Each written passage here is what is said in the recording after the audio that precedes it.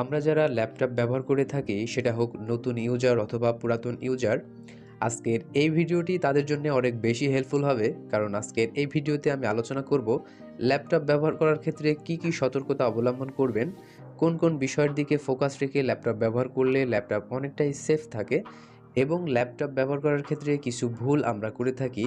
এই বিষয় সম্পর্কে মোটামুটি আলোচনা আজকের এই ভিডিওতে আমি করব।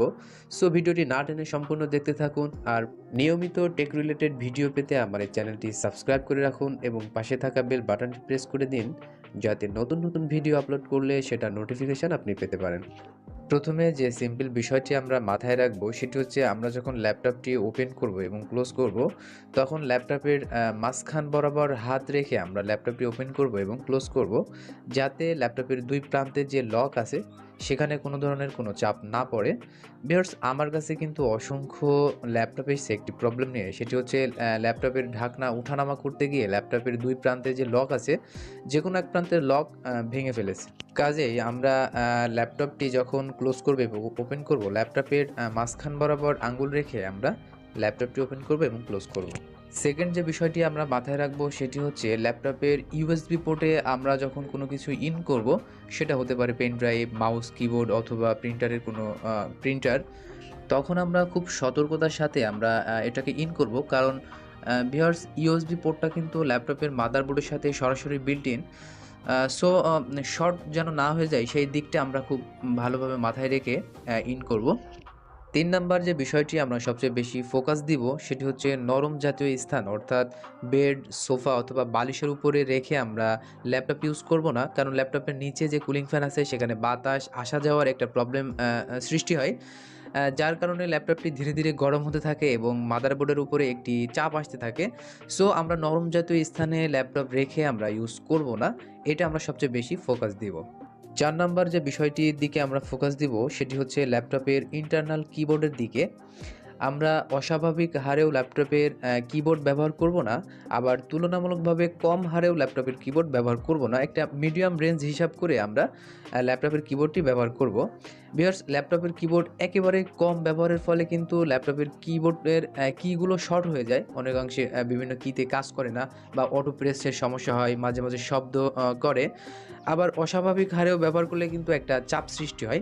সো আমরা চেষ্টা করব ল্যাপটপের যে ইন্টারনাল কিবোর্ডটি আছে সেটা আমরা মিডিয়াম রেঞ্জ হিসাব করে আমরা ইউজ করব। ৫ নাম্বার যে বিষয়টির দিকে আমরা ফোকাস দিব সেটি হচ্ছে, ডিসপ্লে ক্লিন করার ক্ষেত্রে। ভিউয়ার্স, আমরা কিন্তু অনেক সময় যে কোনো লিকুইড ক্লিনার দিয়ে আমরা সরাসরি ল্যাপটপের ডিসপ্লে ক্লিন করে থাকি। এটা কিন্তু মারাত্মক একটি ভুল। সবসময় আমরা চেষ্টা করব স্ক্রিন ক্লিনার দিয়ে ল্যাপটপের ডিসপ্লে পরিষ্কার করার জন্যে। পাশাপাশি আমরা ফোকাস দিব, আমরা সরাসরি ল্যাপটপের ডিসপ্লেতে ক্লিনারটি স্প্রে করব না। প্রথমে আমরা স্প্রে করব নরম সফট একটি কাপড়ের উপরে, এবং সেই কাপড় দিয়ে আমরা ল্যাপটপের ডিসপ্লেটি খুব আলতো করে, যাতে প্রেশার না পড়ে সেইভাবে আমরা ক্লিন করব। আরেকটি বিষয় আমরা মাথায় রাখবো, ল্যাপটপের পাশে চা, কফি, গরম দুধ অথবা কোনো তরল খাবার জিনিস আমরা রেখে ল্যাপটপটি ইউজ করব না। দেখা গেল অসতর্কতার কারণে ল্যাপটপের কিবোর্ডের উপরে অথবা ডিসপ্লের আশপাশে গরম পানীয় জাতীয় পড়ে গেল, যার ফলে একটা বড় ধরনের সমস্যার সৃষ্টি হতে পারে। সো এই বিষয়টির দিকেও আমরা মাথায় রাখবো। ভিউয়ার্স, এরপরে আমরা যে বিষয়টির দিকে সবচেয়ে বেশি ফোকাস দিব সেটি হচ্ছে চার্জ করার ক্ষেত্রে। ভিউয়ার্স, চার্জ করার ক্ষেত্রে আমরা সবচেয়ে বেশি বড় ভুলটাই করে থাকি। আমরা all time charger plug in করে আমরা ল্যাপটপ ব্যবহার করে থাকি। এটা কিন্তু মারাত্মক এক ধরনের ভুল। ভিউয়ার্স, আমাদের ল্যাপটপের চার্জ যখন ফুল হয়ে যাবে তখন আমরা চার্জারটিকে আনপ্লাগ করব, এবং চার্জ যখন ২৫ থেকে ৩০% নেমে আসবে তখন আমরা আবার চার্জারটিকে প্লাগ ইন করব। এর ফলে ব্যাটারির সেলগুলো ভালো থাকবে এবং ব্যাটারির আয়ুকাল বৃদ্ধি পাবে, এবং এটি কিন্তু মোটামুটি ভালো পারফরম্যান্স দিবে।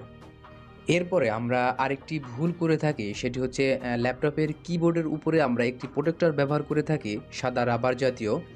ভিউয়ার্স, এটি ব্যবহার করার ক্ষেত্রে আমি মনে করি উপকারিতার থেকে অপকারিতাই বেশি। কারণ ল্যাপটপটি যখন গরম হবে, গরম বাতাস, গরম ভাবটি কিন্তু আর বের হতে পারে না, যার ফলে কিন্তু কিবোর্ডের উপরে একটি চাপ আসতে পারে, কিবোর্ড শর্ট হয়ে যাওয়ার সম্ভাবনা কিন্তু অনেকাংশেই বেড়ে যায়।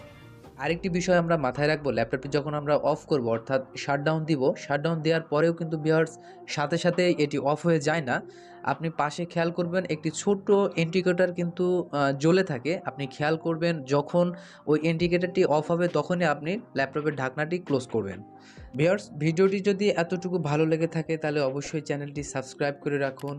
দেখা হবে পরবর্তী